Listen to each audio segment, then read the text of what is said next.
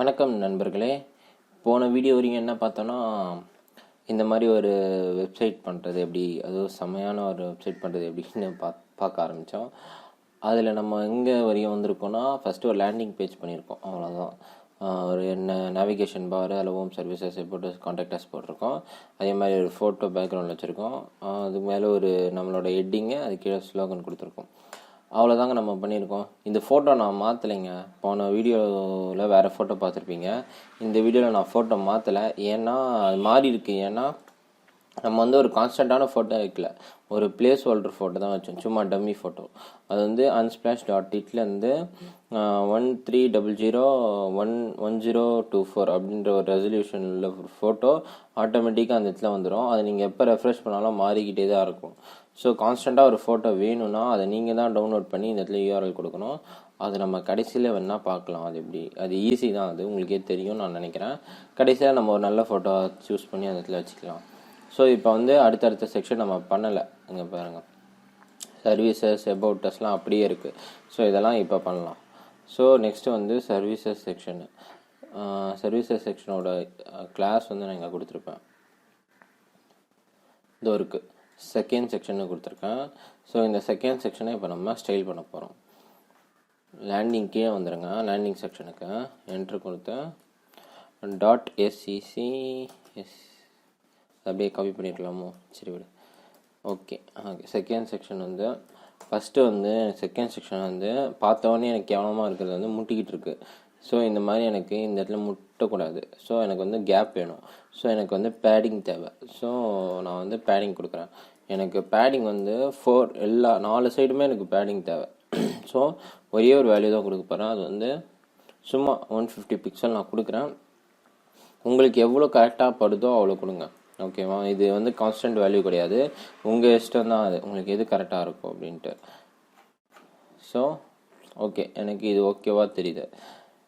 Next வந்து இந்த H1 தான் நினைக்கிறேன். இது பார்த்தீங்கன்னா அப்படி ஒட்டிக்கிட்டு, அதாவது லெஃப்ட் கார்னரில் இருக்குது. அது எனக்கு சென்டரில் வேணும். ஸோ செகண்ட் செக்ஷன் வந்து H1 வந்து டெக்ஸ்ட்டு அலைன் வந்து சென்டர் வேணும். நெக்ஸ்ட்டு வந்து அதே மாதிரி வந்து எனக்கு சர்வீசஸுக்கு கீழே லோரம் இம்சம் இருக்குது. அதாவது கண்டென்ட் வந்து சர்வீசஸ்க்கு ஒட்டினாப்லேயே கீழே இருக்குது. ஸோ எனக்கு அது தேவையில்லை. அதனால் நான் பேடிங் பாட்டம் BOTTOM பாட்டம் வந்து ஒரு 15 பிக்சல். இதை சேவ் பண்ணிட்டு போய் பார்த்தோன்னா ஓகே, இப்போதைக்கு இது நல்லா தான் இருக்குது. நம்ம எல்லா செக்ஷனையும் முடிச்சுட்டு வருவோம். ஓகே, நெக்ஸ்ட்டு வந்து தேர்ட் செக்ஷன் வந்து பார்த்தீங்கன்னா TH செக்ஷன்னு கொடுத்துருக்கேன். இதை அப்படியே காப்பி பண்ணி இதில் ஒரு சின்ன, அது ஒரு சர்வீசஸ் செக்ஷன் ரொம்ப சிம்பிளாக முடிச்சிட்டோம். அதே மாதிரி தேர்டு செக்ஷன், அதாவது அபவுட்டஸ் செக்ஷன் நினைக்கிறேன். இது தேர்டு வந்து அபவுட்டஸ் செக்ஷன். ஸோ இதில் ஒரு சின்ன, இதுவும் பேராகிராஃபாக தான் இருக்குது. ஸோ சர்வீசஸ்க்கும் அபவுட்டஸ்க்கும் ஒரு சின்ன டிஃப்ரென்ஸ், ஒரு வித்தியாசமாக காட்டணும். ஸோ அதுக்கு நான் என்ன பண்ண போகிறேன், இதுக்கும் அதே மாதிரி பேடிங் கொடுப்போம் ஃபஸ்ட்டு. ஸோ சிமிலராக தான் இருக்கும். பேடிங் வந்து 150 பிக்சல். சேம் பேடிங் 10 இல்லை 150 பிக்சல். ஸோ சேம் பேடிங் கொடுத்துட்டு பார்த்தீங்கன்னா உங்களுக்கு அதே மாதிரி தான் இருக்கும் அபவுட்டஸும். ஸோ இப்போ நெக்ஸ்ட்டு வந்து இதுக்கு ஒரு பேக்ரவுண்டு ஃபோட்டோ கொடுக்க போகிறேன். பேக்ரவுண்ட் அதே தான், URL unsplash.it. அதை அப்படியே காப்பி பண்ணிடலாம். எது கஷ்டப்படணும்? ஓகேவா, நான் அப்படியே காப்பி பண்ணிக்கிறேன். இதை நீங்களும் என்ன காப்பி பண்ணிக்கோங்க, சிம்பிளாக முடிஞ்சிடும். ஸோ unsplash.it இதில் வந்து இது இவ்வளோ பெரிய சைஸ் நமக்கு தேவையில்லை. 1024/1024 போதும் நமக்கு. ஸோ கீழே வந்து பார்த்தீங்கன்னா ஒரு ஃபோட்டோ வந்திருக்கு. ஸோ அதே மாதிரி சொல்கிறேன், ஃபோட்டோ ரிப்பீட் ஆகுது பாருங்கள். எனக்கு அந்த ரிப்பீட்டேஷன் வேணாம், ஆல்ரெடி நம்ம பண்ணதை பண்ணணும். இப்போது பேக்ரவுண்ட்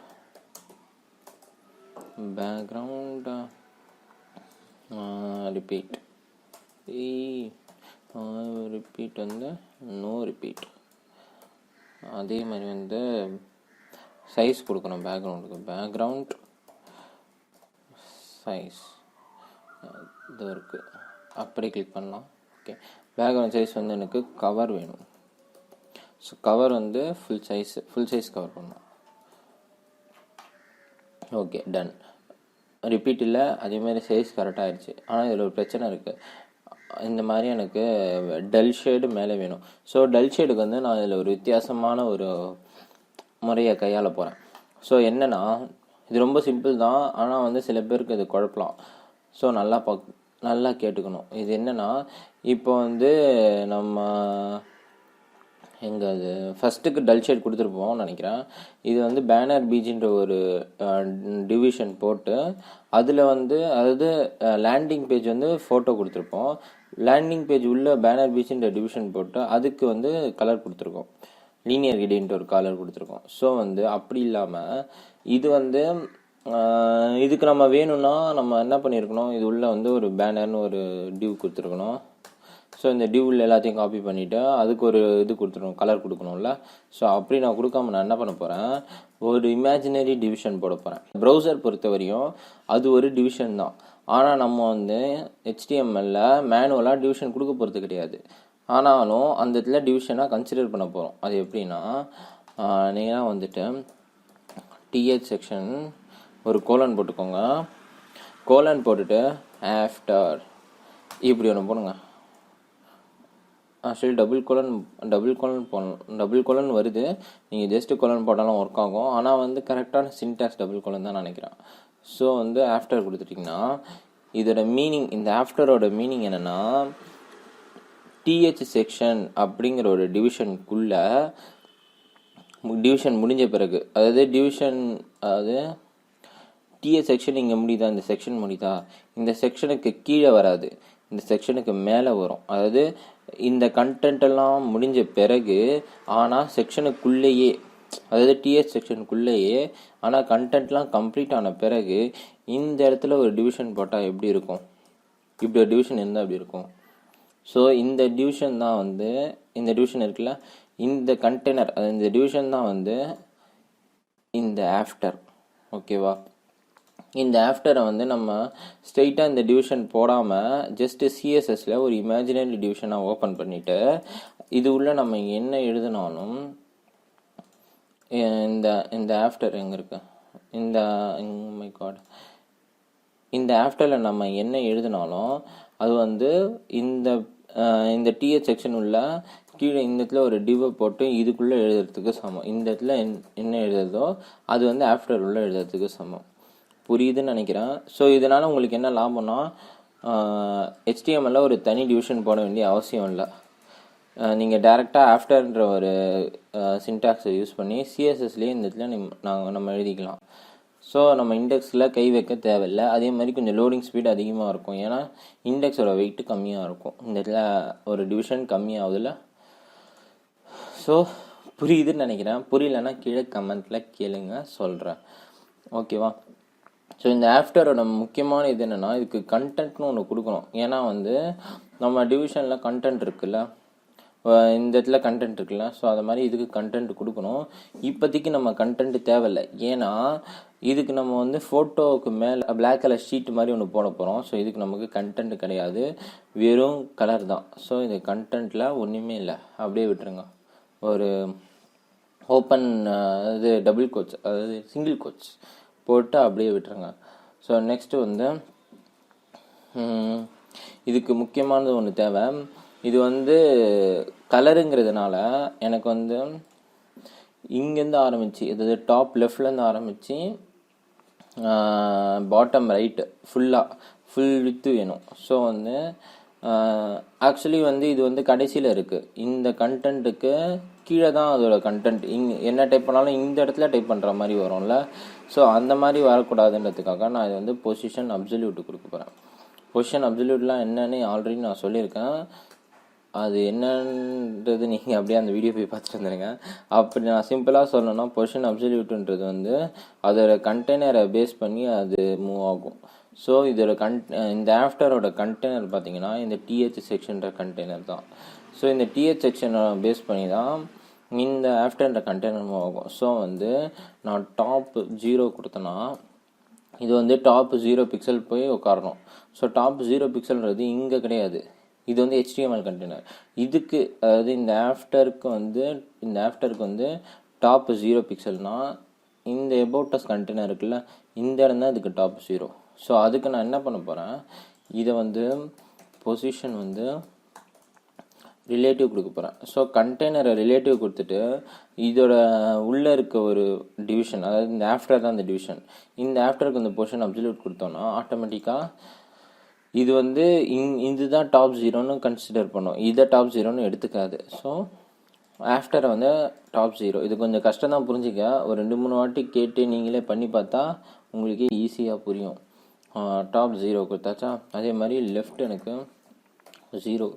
ஸோ லெஃப்ட் ஏன் 0 கொடுக்குறோன்னா நமக்கு ஃபுல் வித்து வேணும். அதாவது அபவுட் செக்ஷனில் வந்து இங்கேருந்து ஆரம்பித்து எனக்கு இங்கே வரையும் வேணுன்றதுனால டாப் 0 ஆரம்பி. அதே மாதிரி இந்த இடத்துல வந்துடாத, லெஃப்ட்லேயே இரு, லெஃப்டில் ஆரம்பித்து லெஃப்ட் 0லேருந்து ஆரம்பித்து ரைட் வரையும் போகணும் அப்படின்ட்டு நம்ம சொல்கிறோம். ஸோ நெக்ஸ்ட்டு வந்து என்ன கொடுக்கலாம், பேக்ரவுண்டே நம்ம கொடுக்கலையே. பேக்ரவுண்ட் வந்து ஜஸ்ட் ஒரு கலர் தான், ஜிபி ஓகேவா. இப்போ இப்படி கலர் இருக்குன்னா இது வந்து 000ங்கிறது வந்து ஒன்றுமே இல்லை, பிளாக் கலர். ஸோ கொடுத்தாச்சா. இதை நான் வந்து கொஞ்சம் ரொம்ப பிளாக்காக இல்லாமல், ஓ மை காட், வச்சுக்கிட்டே மேலே அதாவது கர்சர் அது மேலே வச்சாலே உங்களுக்கு இந்த மாதிரி ஒரு பேலட் வரும். ஸோ அதை அப்படியே அட்ஜஸ்ட் பண்ணுங்கள், உங்களுக்கு எங்கே வேணுமோ அந்த கலர் கொடுங்க. எனக்கு இந்த மாதிரி ஒரு கலர் போதும், பார்க்க ரொம்ப பிளாக்காக இல்லாமல் கொஞ்சம் இருக்கும். ஸோ நெக்ஸ்ட்டு வந்து இதோட ஒப்பாசிட்டி எனக்கு கம்மி பண்ணணும். எனக்கு ஒப்பாசிட்டி வந்து ஃபுல்லாக வேணாம். ஒப்பாசிட்டினா என்னென்னா இதோட டிரான்ஸ்பரன்சி, இது வந்து டிரான்ஸ்பரண்ட்டாக கொஞ்சம் வேணும். அப்போ தான் வந்து இது ஏன் டிரான்ஸ்பரண்ட்டாக வேணும்னா அப்போ தான் நமக்கு கண்டென்ட் தெரியும் கண்ணுக்கு. இந்த கண்டென்ட் அப்போ தான் டிரான்ஸ்பரண்ட்டாக இருந்தால் கண்ணுக்கு தெரியும். ஸோ ஒப்பாசிட்டி 1னா டிரான்ஸ்பரண்ட்டே இல்லைன்னு அர்த்தம், கண்ணாடி மாதிரி இல்லை, அது வந்து ஃபுல்லாக அடைச்சிக்கிட்டு இருக்குன்னு அர்த்தம். இதுவே எனக்கு டிரான்ஸ்பரன்ட் 0.567 வைப்போம். ஸோ இந்த மாதிரி இருந்துச்சுன்னா இது வந்து டிரான்ஸ்பரண்ட் இருக்குது, அதாவது 0.7 டிரான்ஸ்பரண்ட், அதாவது முக்கால்வாசி டிரான்ஸ்பரண்ட்டாக இருக்குது. முக்கால்வாசி டிரான்ஸ்பரண்ட்டாக இல்லை, கால்வாசி டிரான்ஸ்பரண்ட்டாக இருக்குன்னு அர்த்தம். ஸோ 0 to 1 தான் அதோட ரேஞ்சு. 1னா ஃபுல்லாக டிரான்ஸ்பரண்ட் இல்லை, 0னா ஃபுல் டிரான்ஸ்பரண்ட். ஓகே. ஸோ இதோட ஹைட் வந்து எனக்கு 100% வேணும். ஏன்னா இதோட ஹைட் வந்து 100%னா நீங்கள் ஃபுல் ஸ்க்ரீன் வரும்னு நினைக்காதீங்க. ஏன்னா அது வந்து பொசிஷன் அப்சல்யூட் கொடுத்துட்டு கண்டெய்னர் வந்து ரிலேட்டிவ் கொடுத்ததுனால இதோட ஹைட்டும் வித்தும் இதுக்கு ஏற்ற மாதிரி தான் இருக்கும். ஸோ 100%ங்கிறது இந்த செக்ஷன் எவ்வளோ 100% இருக்கோ அதே 100% தான் ஆஃப்டர், அதாவது இந்த டிவிக்கான 100%. ஸோ வித்து வந்து 100%. ஸோ ரெண்டுமே எனக்கு 100% தேவை. ஸோ இது வந்து ஓகே, நல்லா இருக்குல்ல. ஆனால் ஒரு பிரச்சனை இருக்குது, இந்த அபவுட்டஸும் சேர்ந்து உள்ளே போகுது. அது ஏன்னா நமக்கு ஓவர்லே முழுசாக வருது. ஸோ இதில் வந்து நம்ம வந்து இது பண்ணலாம், நீங்கள் வந்து வேர்டு எக்ஸெல்லாம் யூஸ் பண்ணியிருந்தீங்கன்னா ரைட் கிளிக் பண்ணி எப்படி சொல்கிறது, முன்னாடி பின்னாடி சேஞ்ச் பண்ண முடியும். உங்களால் ஒரு ஃபோட்டோ இருந்துச்சு அது மேலே எழுதினீங்கன்னா அதை வந்து முன்னாடி கொண்டு வர பின்னாடி போக முடியும். ஸோ அந்த மாதிரி நமக்கு இந்த செக்ஷன் முன்னாடி வரணும், இவர் பின்னாடி போகணும்ல. ஸோ இதுக்கு வந்து Z இண்டெக்ஸ்னு ஒன்று இருக்குது, அதே மாதிரி தான். ஸோ Z இண்டெக்ஸு இதோட வேல்யூ வந்து என்னென்னா எப்படி வேணால் கொடுக்கலாம். Z இண்டெக்ஸ் 1 இது கொடுத்துட்டு இதை வந்து நான் Z இண்டெக்ஸ் -1 கொடுத்தேன்னா இந்த செக்ஷன் 1 இருக்குது. ஸோ 1 வந்து பெருசு, -1 வந்து சின்னது. ஸோ இந்த செக்ஷன் முன்னாடி வந்துட்டு இந்த செக்ஷன் பின்னாடி போகும். இதுவே நான் இப்படி கொடுக்குறேன், 5 கொடுத்துட்டு இதை வந்து நான் 4 கொடுத்தேன்னா ரெண்டும் ஒன்று தான். ஸோ Z இண்டெக்ஸ் 5 பெருசு, Z இண்டெக்ஸ் 4 சின்னது. ஸோ இது முன்னாடி வந்துட்டு இது பின்னாடி போயிடும். ஸோ நமக்கு 1 -1 வச்சுக்கலாம். ஸோ ரொம்ப சிம்பிளில் அதே மாதிரி தான். இப்போ வந்து போய் சேவ் பண்ணிவிட்டேன். ஆசம்ல அது மேலே வந்திருக்கு. அது ஏன் உங்களுக்கு தெரிலனா கலர் வந்து நம்ம ஒயிட்டு கொடுக்கணும். நம்ம வந்து பிளாக் வச்சுருக்கோம் லூஸ் மாதிரி. ஸோ கலர் வந்து ஒயிட்.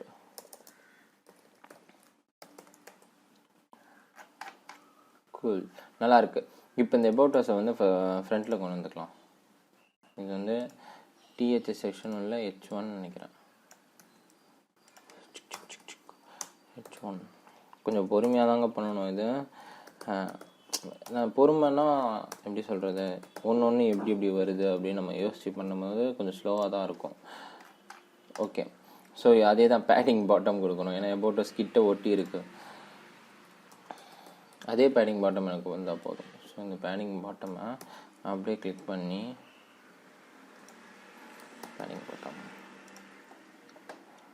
ஸோ இதில் என்னடா உனக்கு பெருசாக வந்துச்சுன்னு பார்த்தீங்கன்னா, இதில் ஒரு சின்ன எஃபெக்ட் கொடுக்கலாம். எனக்கு இந்த இது பிடிக்கல, வேறு ஒரு ஃபோட்டோ வேணும் வந்துட்டு. ஓகே, இப்போ இதில் வந்து நம்ம ஒரு சின்ன எஃபெக்ட் கொடுக்கலாம். இதில் பார்த்தீங்கன்னா நம்ம ஸ்க்ரால் பண்ணும்போது இந்த ஃபோட்டோவும் சேர்ந்து ஸ்க்ரால் ஆகுதா? ஆனால் அப்படி இல்லாமல் ஒரு பேசிக் பேரலாக்ஸ் எஃபெக்ட் கொடுக்க போகிறோம். அது என்ன பேரலாக்ஸ் எஃபெக்ட்னா, இதில் வந்து ஸ்ட்ரெயிட்டாக நீங்கள் பேக்ரவுண்டை வந்து, அதாவது பேக்ரவுண்டை வந்து அப்படியே இதுவாக வச்சுக்கலாம், கான்ஸ்டண்ட்டாக வச்சுக்கிட்டு வெறும் ஸ்க்ரால் ஆகும். ஆனால் பேக்ரவுண்ட் வந்து கான்ஸ்டண்ட்டாக இருக்கும். ஸோ அது என்னன்னு பார்க்கறதுக்கு முதல்ல பண்ணிடுறேன்னா அதுக்கப்புறம் உங்களுக்கு புரியும். ஸோ அதில் வந்து பேக்ரவுண்ட் வந்து அட்டாச்மெண்ட்னு ஒரு இருக்குது. பேக்ரவுண்ட் அட்டாச்மெண்ட் ஃபிக்ஸ்டு இப்படி கொடுத்துட்டோன்னா, சேவ் பண்ணிவிட்டு அப்படியே கீழே வந்தீங்கன்னா உங்களுக்கு தெரியுதா, மேலே மட்டும் வந்து பேக்ரவுண்டு ஃபிக்ஸடாக இருக்குது. ஸோ நீங்கள் ஸ்க்ரால் பண்ணும்போது பேக்ரவுண்ட் அப்படியே மேலே போகும்போது அழகாக பேக்ரவுண்டு தெரியும், கீழே வரும்போது அப்படியே கீழே இருக்க பேக்ரவுண்ட் தெரியும். ஸோ இது ஒரு சின்ன எஃபெக்ட்டு, ஒன்றுமே இல்லை. பேக்ரவுண்ட் அட்டாச்மெண்ட் ஃபிக்ஸட் அப்படின்னு கொடுத்துட்டா போதும் அது. ஸோ இப்போ நம்ம அடுத்த செக்ஷனுக்கு போவோம். நெக்ஸ்ட்டு வந்து நமக்கு இருக்கிறது 4th செக்ஷன். இந்த 4th செக்ஷன் ரொம்ப சிம்பிள் செக்ஷன் தான், கான்டாக்ட் அஸ் செக்ஷன். ஏ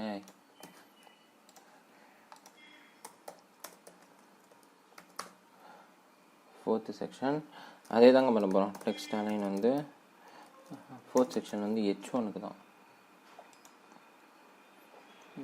4th செக்ஷன் ஃபஸ்ட்டு வந்து பேனிங் கொடுத்துருவோம். பேனிங் வந்து 150 பிக்சல். இது நம்ம இஷ்டம் தான், என்ன வேணால் கொடுத்துக்கலாம், அதனால் கொடுக்குறேன். 4th செக்ஷன் வந்து திருப்பி H1க்கு. H1க்கு வந்து text align center. Text align அதே தான், நம்ம என்ன அதுக்கு பண்ணோமோ அதே தான் பண்ணணும். Center, padding, bottom.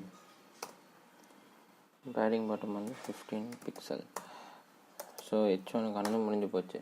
20 மினிட்ஸ் ஆயிடுச்சுங்க இதுவே. ஸோ 4th செக்ஷனை வந்து அடுத்த வீடியோவில் பார்க்கலாம். ஆனால் இது ரொம்ப உங்களுக்கு பிடிச்சிருக்கும்னு நினைக்கிறேன். ஸோ கொஞ்சம் டிஃப்ரெண்ட்டான எஃபெக்ட்லாம் பார்த்துருக்கோம். ஸோ இதை அப்படியே வச்சுக்கிட்டு அடுத்த வீடியோவில் 4th செக்ஷன் அதே மாதிரி ஃபூட்டர், இது 2 மட்டும் தான் நமக்கு பாக்கி இருக்குது. ஸோ அதை நம்ம ஈஸியாக முடிச்சிடலாம். ரொம்ப தேங்க்ஸ் இந்த வீடியோ பார்த்ததுக்கு. அடுத்த வீடியோவில் இதை விட சுவாரஸ்யமாக இருக்கும். பாய், அதுவரை.